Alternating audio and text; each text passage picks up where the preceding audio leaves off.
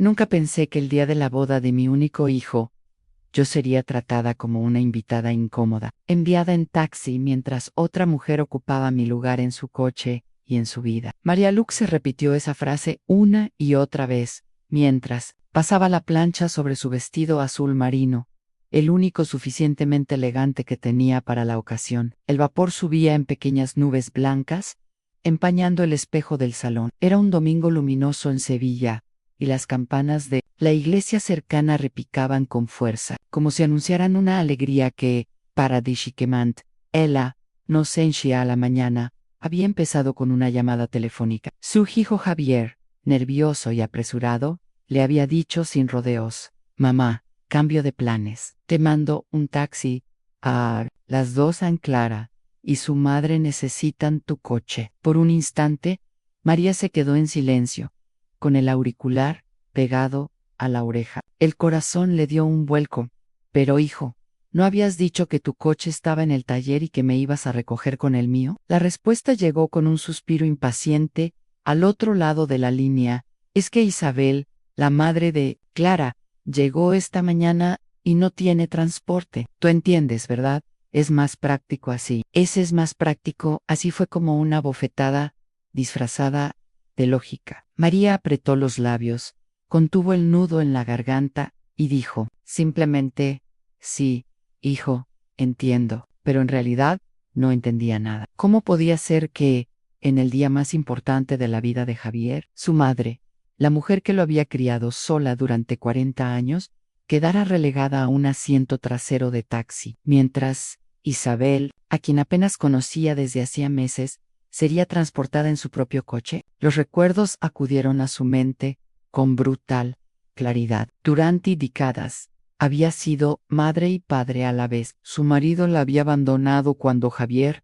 apenas tenía 4 años, dejándole a ella la tarea titánica de sacarlo adelante. María trabajó de costurera en un pequeño taller del barrio de Triana, dejando sus manos llenas de callos, los dedos entumecidos por la aguja y el hilo, para poder pagarle la educación. Cada uniforme escolar, cada par de zapatillas de deporte, cada libro universitario había salido de sus sacrificios. Vendió sus pocas joyas, heredadas de su madre, para ayudarle a dar la entrada del piso donde ahora vivía con Clara. Cuando la pareja anunció su compromiso, María fue la primera en ofrecer ayuda. «Yo pongo la mitad de la fiesta», dijo con orgullo, aunque sabía que eso significaba destinar gran parte de su pensión. Y sin embargo, desde ese instante quedó claro que su papel se limitaría a ser la financiadora, silenciosa. Las decisiones importantes, el menú, la decoración, la música, el lugar de la recepción, las tomaban entre Javier, Clara y, sobre todo, Isabel. A ella apenas le consultaban sobre las fechas de pago. Cada vez que intentaba opinar, recibía respuestas educadas, pero frías. «Qué linda idea, doña María, pero ya lo tenemos resuelto de otra forma». A las 2 en punto, tal como su hijo había dicho, el taxi apareció frente a su bloque. Un coche cualquiera, con un conductor seco que apenas la saludó. María subió al asiento trasero con su bolso pequeño en el regazo, las manos temblorosas, y miró por la ventanilla las calles de Sevilla que conocía de memoria. Cada esquina le recordaba un sacrificio, una promesa, un sueño que había hecho. Por su hijo, ¿acaso me había imaginado todo eso? ¿Que yo era la persona más importante en su vida?, se preguntó, mientras las lágrimas amenazaban con nublarle la vista. El taxi la dejó en la entrada de la hacienda andaluza, donde se celebraría la boda. Lo primero que vio fue su propio coche aparcado, en el mejor lugar, brillante bajo el sol, y de él bajaban Clara, radiante con su vestido blanco, e Isabel, con un atuendo carísimo, riéndose como si fuera la reina de la fiesta. A María tragó saliva. Respiró hondo. Se obligó a mantener la dignidad. «Es la boda de mi hijo. Debo estar feliz», se dijo a sí misma. Pero el dolor ya se había instalado en lo más profundo de su pecho. A la ceremonia religiosa fue en la iglesia del Salvador, un templo barroco que María siempre había imaginado como el lugar ideal para ver a su hijo casarse. Había soñado tantas veces con caminar del brazo de Javier hacia el altar. Pero ese honor se lo llevó Isabel Anella, la madre de la novia. Atravesó la nave central junto a Javier, mientras María permanecía sentada en la tercera fila, relegada a observar desde lejos la mirada compasiva del párroco Q. Conosha A. María desde la infancia de su hijo. Fue como un recordatorio doloroso de su invisibilidad durante el intercambio de anillos. Clara pronunció unas palabras que la hirieron todavía más. Gracias, mamá Isabel, por haberme enseñado lo que significa ser una mujer fuerte y por recibirme con tanto amor. María sintió que el suelo se abría bajo sus pies. ¿Y mis 40 años de sacrificios dónde quedaron? Pensó. Con los ojos empañados de lágrimas en la recepción fue incluso peor. En el salón principal de la hacienda, María fue ubicada en una mesa al fondo, junto a conocidos lejanos, mientras Isabel presidía la mesa de honor junto a los novios. La música sonaba, las luces brillaban, y todo el mundo felicitaba a Isabel como si fuera la verdadera protagonista en un momento. Mientras los mariachis, contratados para dar un toque especial, tocaban el vals familiar. Javier tomó de la mano a Isabel y bailó con ella frente a todos. María se quedó inmóvil, invisible. Yo pagué por la boda de mi hijo y terminé pagando por mi propia humillación, murmuró, con la voz quebrada detrás de ella. Dos invitadas cuchicheaban. Pobrecita la madre del novio, ha de ser difícil ser madre soltera tantos años. Ahora, al fin, Isabel puede darle a Clara el apoyo familiar que necesita. Las palabras le cayeron como un jarro de agua helada. La trataban como si fuera un obstáculo ya superado, un capítulo viejo de la vida de su hijo, y la estocada final llegó cuando Javier, al levantar su copa, pronunció: «Quiero brindar por las dos mujeres más importantes en mi vida, Clara». E Isabela en el salón estalló en aplausos. María sonrió con una mueca forzada, pero por dentro sintió un rayo partirle en dos aquella noche. De regreso en su piso silencioso de Triana, se quitó el vestido azul marino y se miró al espejo. Lo que vio no fue a una madre orgullosa, sino a una mujer derrotada, agotada por décadas de sacrificios que habían sido ignorados. Se preguntó en voz alta, con lágrimas rodando por sus mejillas: «Nunca fuiste grosero conmigo. Paró, me, volviste invisible». Y en ese instante, algo cambió dentro de ella. Supo que esa boda no sería solo el final de una etapa, sino también el inicio de otra. Porque si su hijo había decidido que ya no la necesitaba, entonces había llegado el momento de descubrir quién era ella, cuando nadie más la necesitaba. La madrugada después de la boda. María Luc no pudo dormir. Su piso en Triana estaba en silencio, apenas roto por el zumbido lejano de una motocicleta que pasaba de vez en cuando por la avenida. Se había quitado el vestido azul marino y lo había dejado colgado en la puerta del armario, todavía impregnado del olor a perfume, barato y sudor. En la mesa de la cocina, los recibos de los pagos de la boda estaban apilados como un recordatorio. Cruelan 11.0 euros había puesto de su pensión, dinero que significaba meses de privaciones, de comidas sencillas, de visitas al médico postergadas. María se preparó una infusión de manzanilla. Al primer sorbo, la amargura no venía de la hierba, sino de la herida en el corazón. Se preguntó, con un hilo de voz: ¿acaso todo lo que hice por Javier se esfumó como si nunca hubiera existido? Mientras removía la taza, los recuerdos se agolparon con la fuerza de una tormenta. La primera vez que Javier llegó a casa con los zapatos rotos, y ella, en lugar de comprar medicinas para sí misma, prefirió gastar el dinero en un par nuevo para que no se sintiera diferente a los demás niños. La noche de fiebre, en que permaneció despierta hasta el amanecer, cantándole nanas aprendidas de su propia madre. Las veces que comió arroz con lentejas toda la semana, para que su hijo pudiera tener carne en el plato, todo aquello, todos esos años de renuncia, ¿en qué se habían convertido? En un asiento de tercera fila en la iglesia, en una mesa perdida al fondo del salón, en un taxi barato, mientras otra mujer viajaba en su coche. Nunca fuiste grosero conmigo, pero me volviste invisible, murmuró otra vez, con lágrimas cayendo sobre la madera de la mesa.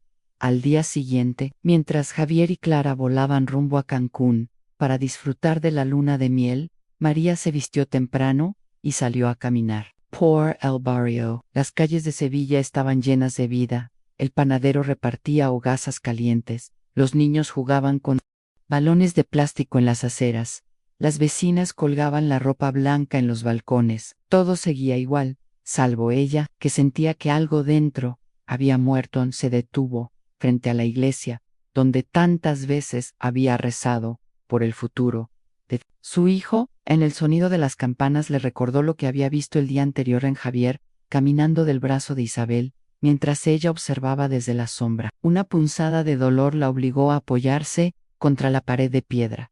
Yo pagué por la boda de mi hijo, y terminé pagando por mi propia humillación, pensó. Y esa frase se clavó en su mente como un sello imborrable. Esa misma tarde, abrió la vieja caja de fotos que guardaba en su dormitorio. Había retratos de todas las etapas de la vida de Javier, en recién nacido en el Hospital Virgen del Rocío, sonriente en su primer día de colegio, con toga en la graduación universitaria. En todas estaba ella, orgullosa, con un brillo en los ojos que ahora se había apagado. Pero al llegar a las fotos más recientes, notó algo inquietante. Cada vez aparecía menos en la vida documentada de su hijo. Primero fueron las fotos casuales, luego las familiares y, al final, ni siquiera estaba en las oficiales. Era como si hubiese sido borrada poco a poco, gota a gota, sin que nadie lo advirtiera. Cerró la caja con fuerza. Algo dentro de ella empezó a transformarse. Por primera vez en décadas, sintió que la rabia y la dignidad podían pesar más que la resignación. A la mañana del lunes, mientras preparaba café de olla, como solía hacerlo su madre, María tuvo una claridad repentina. No podía seguir mendigando cariño. Su hijo había tomado la decisión de priorizar a otra familia, y ella tenía derecho a decidir qué papel quería jugar en adelante. Se miró al espejo del baño y vio a una mujer de 65 años, con el cabello recogido en un moño práctico, las manos gastadas por años de costura, los ojos cansados, pero aún llenos de vida. Se preguntó en voz alta: ¿quién eres tú, María? ¿Qué quieres para el resto de tu vida? No tuvo respuesta inmediata, y ese vacío la asustó tanto como la liberó. Por primera vez en mucho tiempo, ya no era simplemente la madre de Javier, sino una mujer con la posibilidad y el derecho de reinventarse.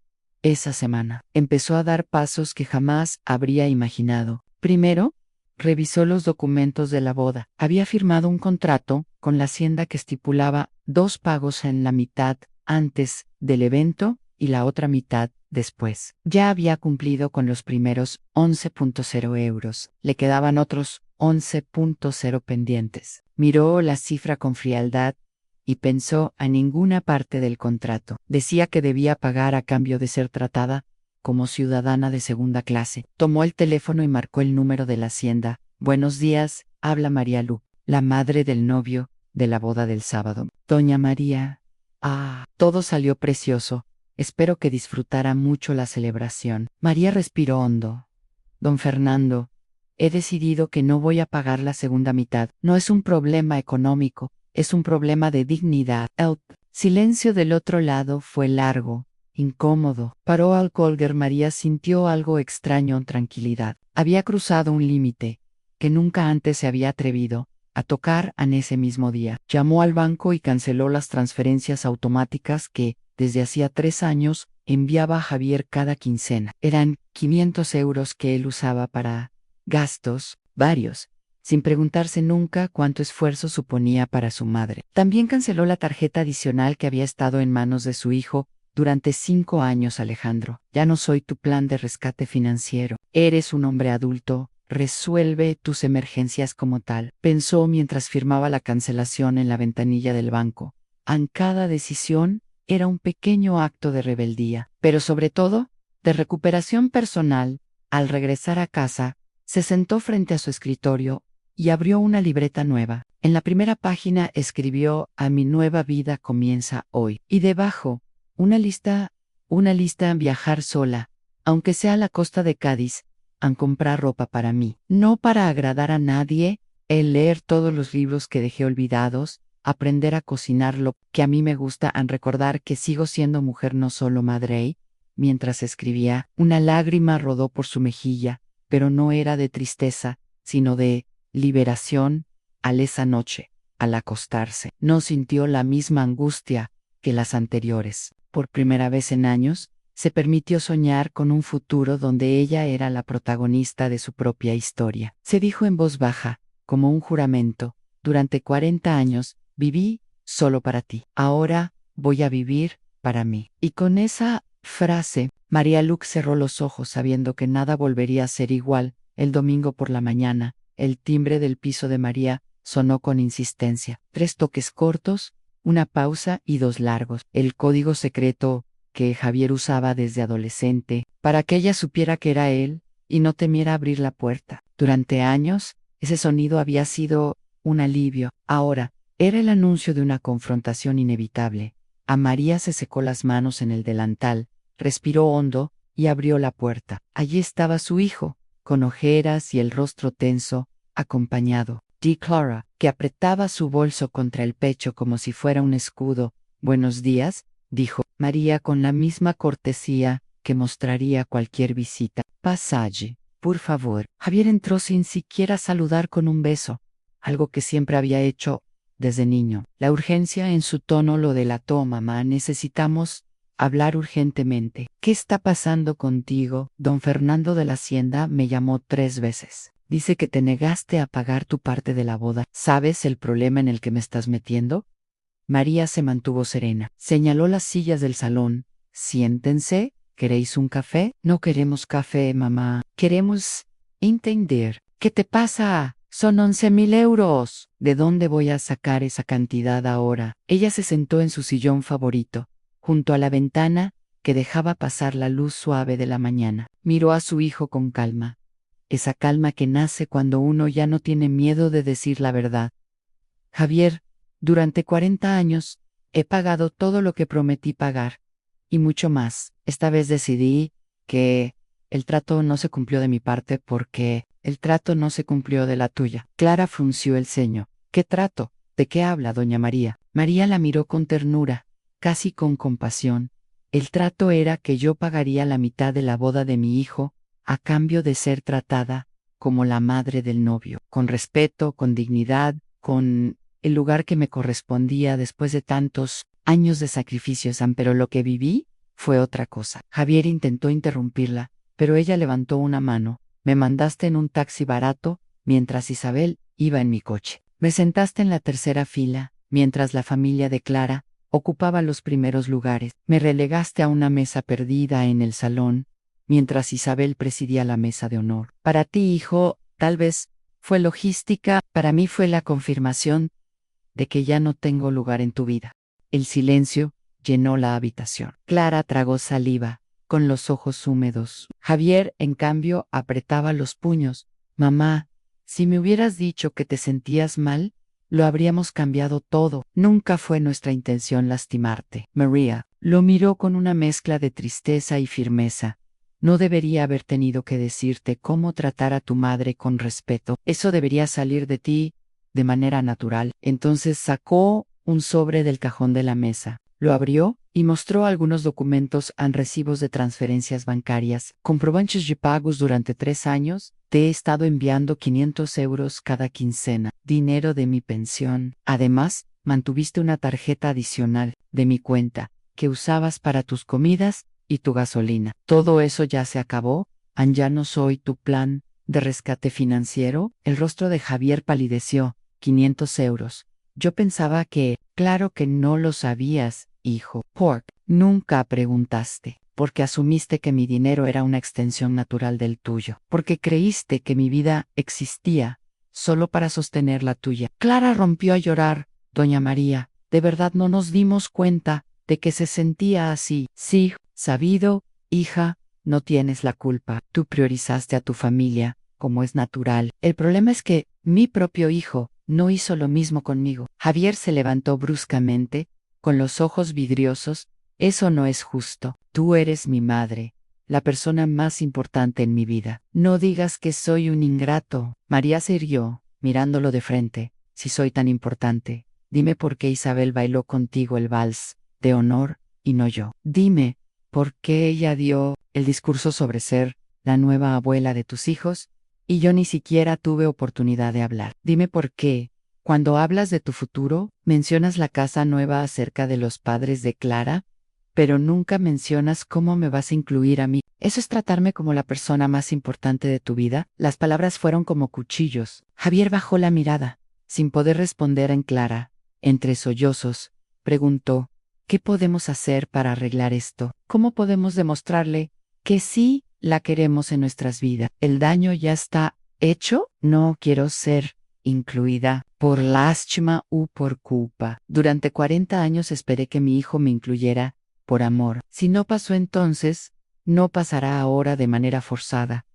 Hubo un largo silencio. Finalmente, Javier habló con la voz rota. ¿Y el dinero del salón? ¿De verdad me vas a dejar con esa deuda? María respiró hondo. Durante 3 años, yo me sacrifiqué para enviarte dinero. Durante 6 meses, ahorré 11.000 euros para la boda, dejando de comer carne, cancelando mis citas médicas privadas. Si yo pude hacer esos sacrificios para cumplir mi parte, tú puedes encontrar la manera de conseguir 11.000 euros para cumplir la tuya. Eres un hombre adulto. ¿Y si tenemos una emergencia? ¿Y si algo sale mal? Las emergencias se resuelven con seguros, con ahorros, con préstamos, como cualquier adulto responsable. Ya no se resuelven llamando a mamá. Clara intentó suavizar la tensión. Doña María, ¿no cree que está siendo demasiado drástica? Cortar todo de un día para otro. María la interrumpió con voz firme. No estoy cortando el contacto. Estoy poniendo límites saludables. Javier puede visitarme cuando quiera. Podemos vernos en familia, pero ya no voy a ser su subsidio silencioso. Javier la miró con incredulidad, como si no reconociera a la mujer que tenía delante. Durante 40 años, la había visto como un refugio incondicional. Ahora descubría a una madre que, por primera vez, se defendía a sí misma. María se levantó y, con una calma solemne, concluyó: mi puerta siempre va a estar abierta para ti, hijo, pero ya no será una puerta de entrada solo para tomar, sino también de salida, para dar al Javier. Se quedó callado, derrotado. Clara lo tomó del brazo y con un gesto triste lo condujo hacia la puerta. Antes de salir, Javier murmuró apenas audible: no sé qué decir, mamá, siento que todo lo que diga va a estar mal. María lo miró con ternura, pero sin ceder.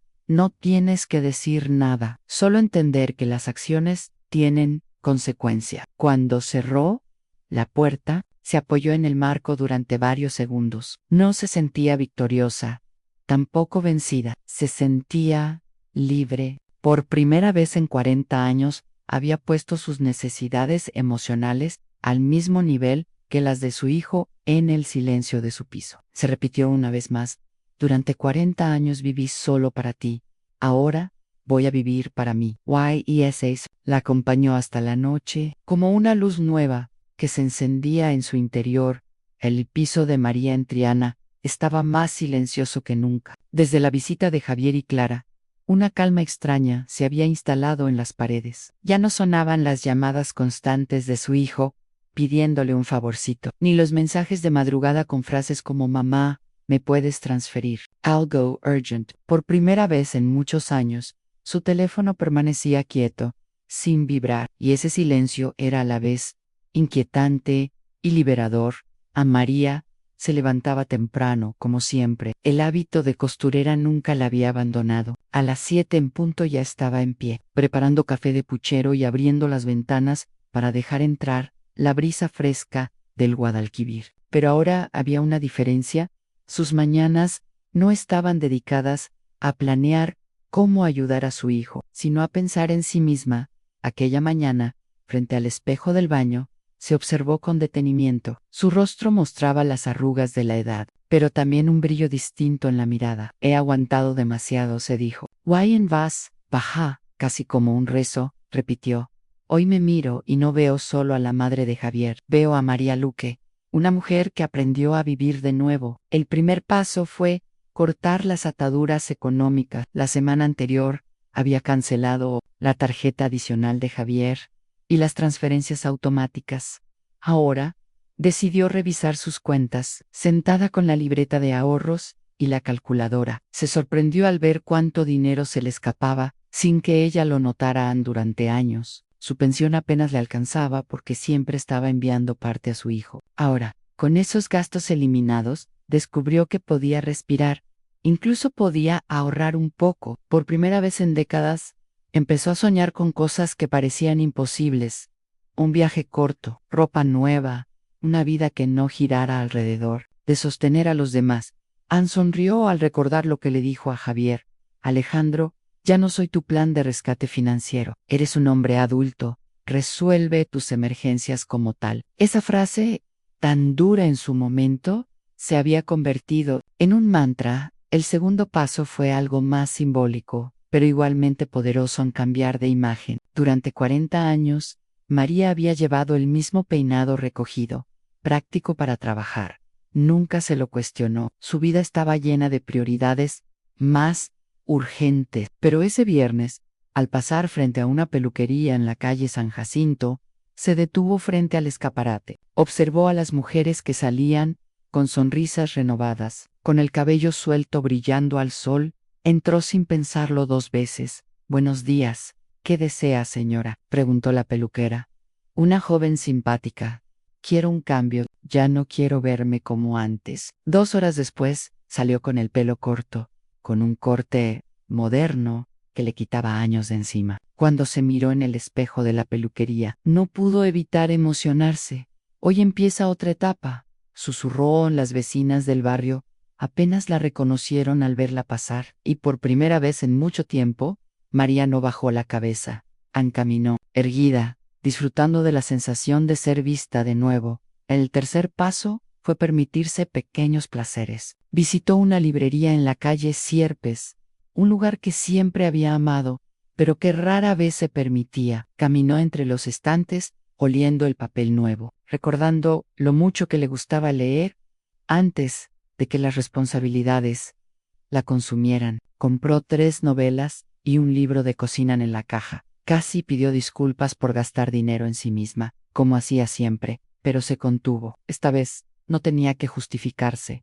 Se dijo, en silencio: me lo merezco. Ese mismo día, también, pasó por el mercado de Triana. En lugar de comprar solo lo justo y barato, eligió un buen trozo de salmón fresco y frutas exóticas que nunca había probado. Cocinó para sí misma una cena elegante, sirviéndose una copa de vino. Y mientras comía, pensó: durante 40 años viví solo para ti. Ahora voy a vivir para mí. Pero no todo fue sencillo. El domingo siguiente, recibió la primera llamada de Javier después de la confrontación. Su voz sonaba fría, distante. Mamá, necesitamos hablar. Las cosas se están complicando. Clara está muy afectada. María escuchó con paciencia, pero no cedió. Hijo, os quiero, pero no voy a retroceder. No quiero ser incluida por lástima. El amor que os tengo sigue siendo el mismo, pero mis límites también son reales. Javier suspiró.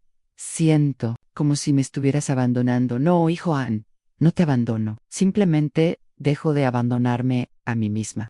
Aquella frase dejó a Javier en silencio, y aunque la conversación terminó con un adiós frío, María supo que era necesario. Aun con el paso de las semanas, su vida empezó a llenarse de nuevas rutinas. Se inscribió en un taller de pintura en el Centro Cultural del barrio. Allí conoció a otras mujeres de su edad que también buscaban algo distinto, viudas, divorciadas, jubiladas. Descubrió que no estaba sola en ese camino de reinventarse. Un día, mientras pintaba un paisaje del río Guadalquivir, una compañera le dijo: María, tienes una fuerza en la mirada que impresiona. ¿Siempre fuiste así? Ella sonrió, con un brillo de orgullo. No, siempre fui la madre de alguien. Ahora estoy aprendiendo a ser yo. El paso definitivo fue atreverse a pensar en mudarse. Sevilla era hermosa, pero estaba llena de recuerdos. En cada esquina le recordaba un sacrificio. Cada calle llevaba el nombre de una renuncia. Así que, una tarde, mirando anuncios en internet, encontró una pequeña casa en Ronda, Málaga, con vistas al Tajo en Blanca. sencilla, con una terraza desde donde se veía el atardecer. Al principio pensó que era una locura mudarse a los 65 Acres, dejar todo atrás, pero luego recordó lo que siempre repetía en silencio: nunca es tarde para aprender que el amor verdadero a veces significa soltar. Pidió información, llamó a la inmobiliaria y por primera vez en mucho tiempo sintió mariposas en el estómago. Esa noche, antes de dormir, volvió a abrir su libreta. En la primera página había escrito: a mi nueva vida comienza hoy. Ahora, añadió un nuevo punto: mudarse a un lugar donde no me definan por mi pasado, sino por lo que aún puedo ser. Cerró la libreta y con una sonrisa tranquila, se dejó arrullar por el silencio de su piso. Un silencio que ya no era vacío, sino promesa. En el tren hacia Ronda, serpenteaba entre colinas verdes y campos de olivos infinitos. María observaba el paisaje desde la ventanilla, con el corazón acelerado. Llevaba 2 maletas y una caja con sus pertenencias más queridas, algunas fotos antiguas, su libreta de nueva vida, un par de manteles bordados por su madre, y los pinceles que había comprado en el taller de pintura de Triana. No necesitaba más. Cuando el tren se detuvo en la estación de Ronda, un aire fresco y diferente la envolvió. El sonido lejano de las campanas de la iglesia, el murmullo del río Guadalevín bajo el puente nuevo, el olor a pan recién hecho que venía de una panadería cercana. Todo parecía darle la bienvenida a una vida distinta. Aquí no soy la madre de Javier, ni la mujer invisible en una boda. Aquí soy simplemente María Luc, pensó, mientras arrastraba sus maletas por las calles empedradas. La casita que había alquilado estaba en una calle tranquila, con paredes blancas y macetas de geranios en el balcón. Desde la terraza se veía el imponente Tajo de Ronda, donde el atardecer pintaba el cielo de tonos naranjas y rosas. Cuando entró por primera vez, la casa estaba vacía, silenciosa, pero no fría. María acarició la pared encalada y susurró: este será mi refugio, mi lugar. El primer día lo dedicó a ordenar, colgar las cortinas que había traído de Sevilla y colocar las fotos en una repisa, una de su madre, otra de ella con Javier cuando era niño y otra de su propia juventud. Por primera vez en mucho tiempo, no sintió que vivía rodeada de ausencias, sino de memoria y fuerza.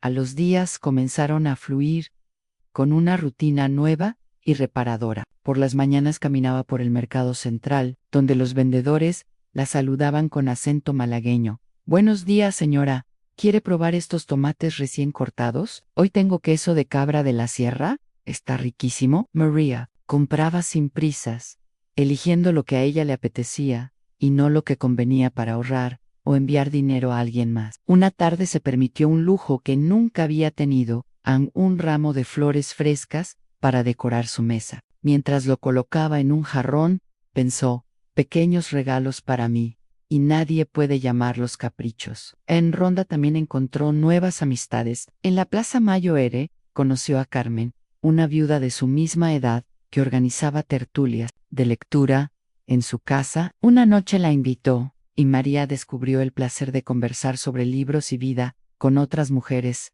que, como ella, estaban redescubriéndose tras años de silencios y sacrificios. ¿Siempre fuiste tan fuerte, María?, le preguntó Carmen. Después de escuchar su historia, María sonrió con serenidad.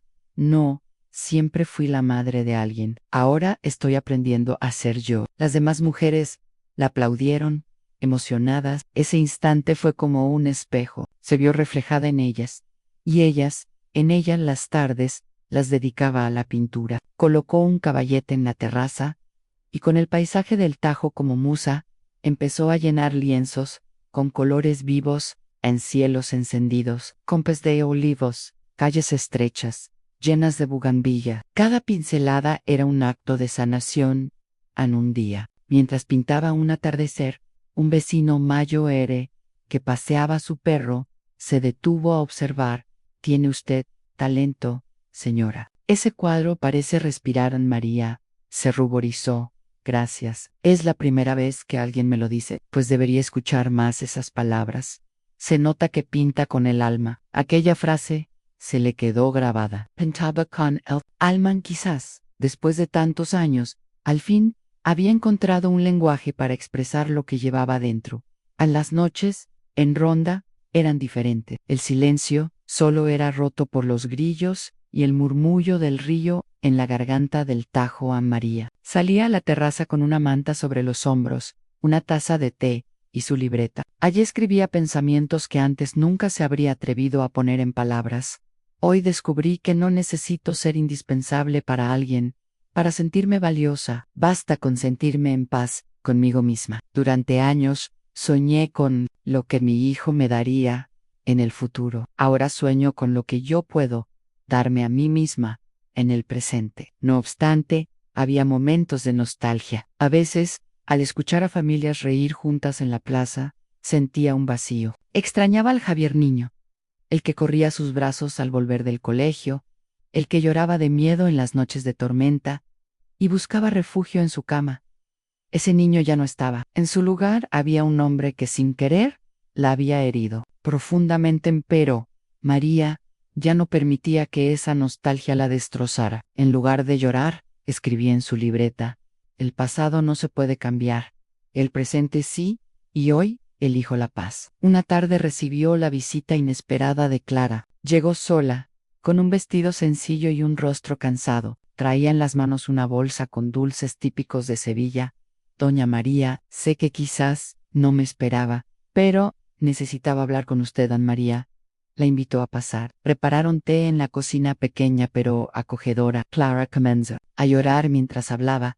No sabe cuánto me dolió verla sufrir en la boda. Yo estaba tan atrapada en los preparativos, en mi madre, en todo, que no me di cuenta. Quiero pedirle perdón. María le tomó las manos. Clara, hija, el perdón es diferente a restablecer las condiciones anteriores. Yo puedo perdonar, pero no volveré a ponerme en posición de ser lastimada de la misma manera. Ana Clara asintió, comprendiendo, y en ese momento, por primera vez, no se sintieron rivales, sino dos mujeres distintas que habían sido arrastradas por las circunstancias anoche. Al quedarse sola, María salió a la terraza y contempló el horizonte. El cielo sobre el Tajo se teñía de violeta y oro. Una brisa suave acarició su rostro. Nunca es tarde para aprender que el amor verdadero a veces significa soltar. Susurró y entendió que, aunque Javier aún no estaba listo para reconocer todo lo que ella había hecho, eso ya no definía su valor. Ella ya había aprendido a reconocerse a sí misma. Los días siguientes, cada amanecer en ronda, se convirtió en una afirmación de vida. Caminaba por las calles estrechas, saludaba a los vecinos, escribía en su libreta, pintaba sin miedo, y cada noche, al acostarse, repetía: hoy viví para mí, y mañana también lo haré. Una mañana de otoño, el timbre de la casa de María en ronda sonó con insistencia. El aire estaba frío y olía a tierra húmeda tras la lluvia de la madrugada. María, que estaba preparando café, se secó las manos y fue a abrir la puerta. Al otro lado encontró a Javier y Clara. Hacía meses que no los veía. Él parecía más delgado, con el rostro marcado por la preocupación. Clara, en cambio, tenía un brillo especial en los ojos y las manos apoyadas sobre su vientre. María tardó apenas unos segundos en entenderlo. ¿Estás?, preguntó con voz temblorosa. Ana Clara asintió, sonriendo entre lágrimas. Sí, doña María, estoy embarazada. Dentro de unos meses nacerá su nieto. Por un momento, el mundo pareció detenerse. María sintió un torbellino de emociones, sorpresa, alegría, miedo, y sobre todo, un profundo amor que brotó de golpe, como si siempre hubiera estado ahí, esperando salir. Se sentaron en la sala, en torno a la mesa de madera, donde tantas veces María había escrito en su libreta. El silencio pesaba hasta que Javier habló. Mamá, sé que no hemos estado bien, sé que te fallé en la boda, en la forma en que te tratamos, pero vamos a ser padres y necesito que me digas cómo hacerlo mejor. Quiero que mi hijo crezca con su abuela. María lo miró fijamente. Había esperado años escuchar un reconocimiento así. Hijo, no te imaginas cuánto me dolió aquella boda. Fue como borrar de un plumazo todos mis sacrificios. Pero también entendí algo, aunque si yo no me valoraba, nadie lo haría. Por eso decidí empezar de nuevo. Clara intervino con la voz entrecortada. Doña María, yo también necesito pedirle perdón. Permití que mi madre acaparara un lugar que no me correspondía otorgarle. No supe poner límites, y usted fue quien pagó el precio de mi silencio. María le tomó las manos con ternura. Clara, lo importante no es el pasado, sino lo que hacemos con él. El perdón es diferente a restablecer las condiciones anteriores. Yo puedo perdonar, pero no volveré a ponerme en posición de ser lastimada de la misma manera. Hubo un silencio cargado de emoción. Afuera, las campanas de la iglesia sonaron anunciando el mediodía. Javier respiró hondo y dijo: Mamá, no quiero que mi hijo crezca sin usted. Quiero que lo conozca, que le cuente historias, que le enseñe a mirar el mundo como usted me lo enseñó a mí cuando era niño. María sintió cómo se le humedecían los ojos. Recordó a Javier pequeño, con los zapatos rotos, corriendo hacia ella en busca de refugio. Aquel niño seguía ahí, oculto bajo el adulto que había cometido errores. Si de verdad quieres que esté presente, hijo, tendrás que aceptarme como soy ahora, Ana, una mujer con límites, con dignidad, su propia vida. No solo como la madre que resuelve tus problemas. Javier asintió lentamente, con lágrimas contenidas. Lo acepto, mamá, y lo agradezco. El resto de la tarde transcurrió con una calma inesperada. Clara le mostró las primeras ecografías, y María acarició con emoción la imagen borrosa del bebé en camino. Sintió que la vida le estaba regalando una nueva oportunidad, no para volver al pasado, sino para construir un futuro distinto. Cuando Javier y Clara se marcharon, María salió a la terraza. El atardecer pintaba el cielo de dorado sobre el Tajo. De Rondan se envolvió en una manta y abrió su libreta. En una página nueva escribió: Hoy entendí que soltar no significa dejar de amar, significa amar de otra manera, sin perderse a sí misma. Ser abuela no borrará mis heridas, pero me permitirá amar desde un lugar más libre y verdadero. Cerró la libreta y sonrió a Anne. Con el paso de los meses, María se preparó para la llegada de su nieto. Compró lanas de colores en la mercería del barrio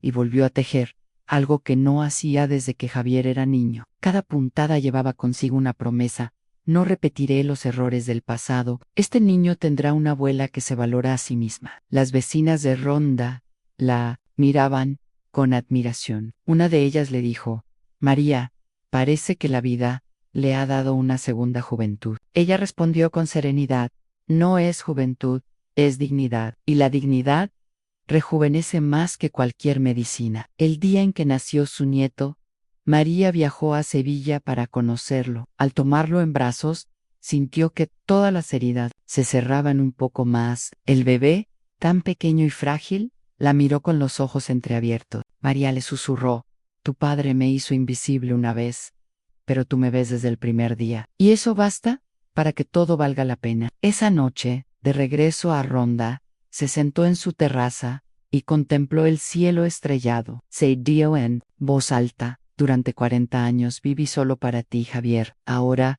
vivo para mí. Y por eso puedo ser, al fin, la abuela que tu hijo necesita. Con el corazón en paz, cerró los ojos y dejó que la brisa fresca la envolviera. Sabía que la vida no había terminado, que todavía había capítulos por escribir, y lo más importante, por primera vez, esos capítulos los escribiría ella misma. Palabras finales para el público. Gracias por haber acompañado toda esta historia de María Lu, una madre que aprendió a recuperar su dignidad después de una vida de sacrificios. Y ahora os pregunto a vosotros, queridos oyentes, ¿creéis que hizo bien en poner límites a su hijo, aunque eso significara distanciarse por un tiempo? ¿O pensáis que una madre debe perdonar y olvidar sin condiciones? Vuestra opinión importa. Os leo en los comentarios.